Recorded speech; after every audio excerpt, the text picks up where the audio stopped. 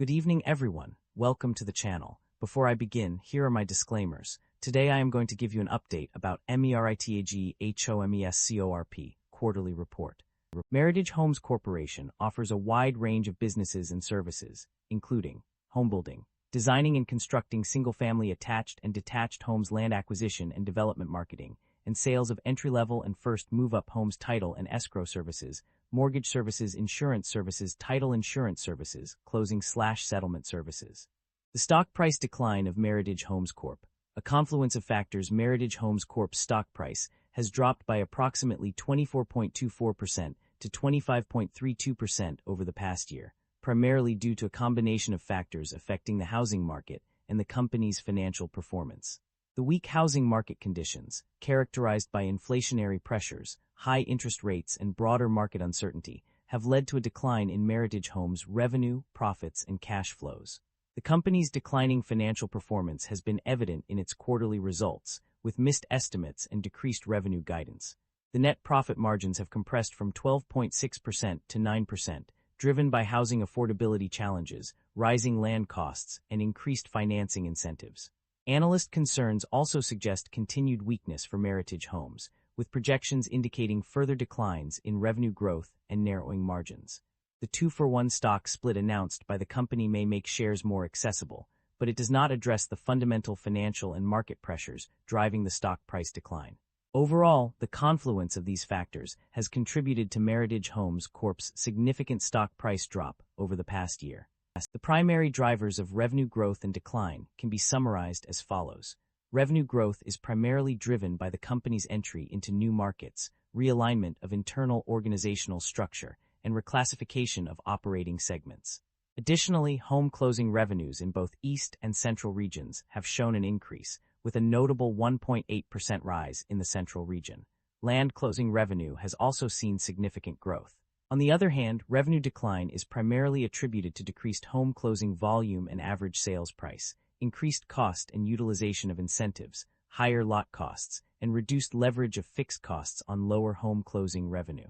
The repeal of the Section 45L energy-efficient home credit for homes acquired after June 30, 2026, has also contributed to the decline in revenue.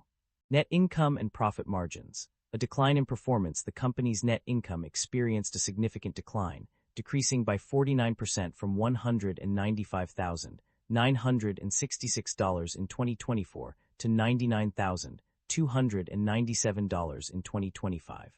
This downward trend is also reflected in the profit margins, with homebuilding gross profit margin dropping from 24.8% in 2024 to 18.9% in 2025. The decrease in net income and profit margins can be attributed to various factors. A key contributor was the decline in average selling price, ASP, on orders, which decreased by 4.1%. This reduction is likely due to increased competition and market conditions. Additionally, home closing gross margin declined due to higher lot costs, reduced leverage of fixed costs on lower revenue, and real estate-related impairments. The financial services profit margin, however, showed an increase from 38.3% in 2024 to 100.6% in 2025. This anomaly suggests that the company's financial services segment performed better than its homebuilding division during this period. The company's debt level has experienced a notable increase over the past few years.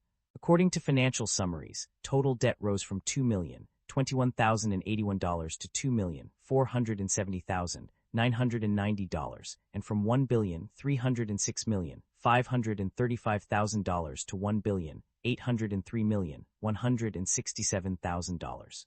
Additionally, the issuance of $500 million in senior notes during the first quarter of 2025 further contributed to this increase. In contrast, interest expenses have remained relatively stable, with no significant changes reported. The absence of any notable fluctuations suggests that the company's debt level is the primary area of concern regarding financial obligations. Management is optimistic about the company's outlook, citing its competitive advantage in the new home market through interest rate buydowns, financing incentives, and affordable price points. The company's differentiated strategy has driven growth, with a focus on expanding community count and market share through strategic initiatives such as embracing external realtor relationships and offering move-in ready homes.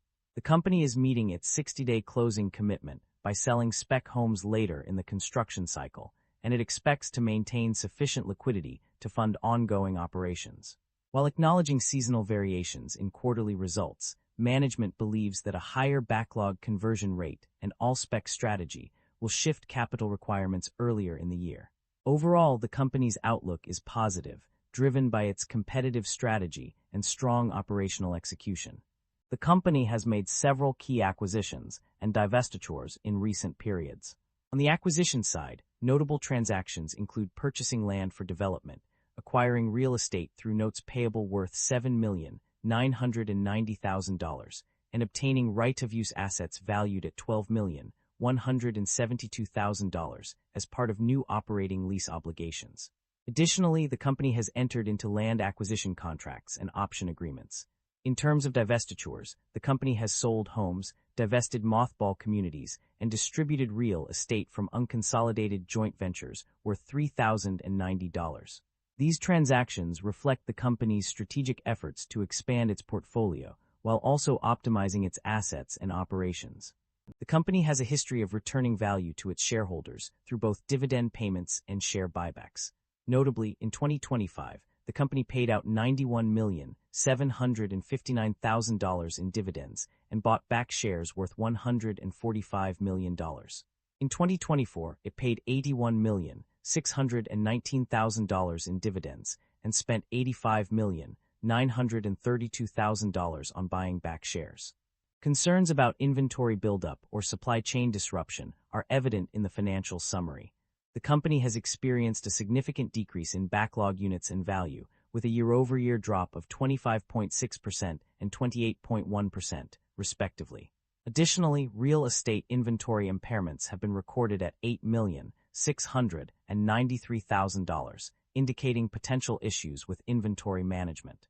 Furthermore, accounts payable and other liabilities have increased by $1,083 from December 31, 2024 to September 30, 2025, suggesting supply chain constraints.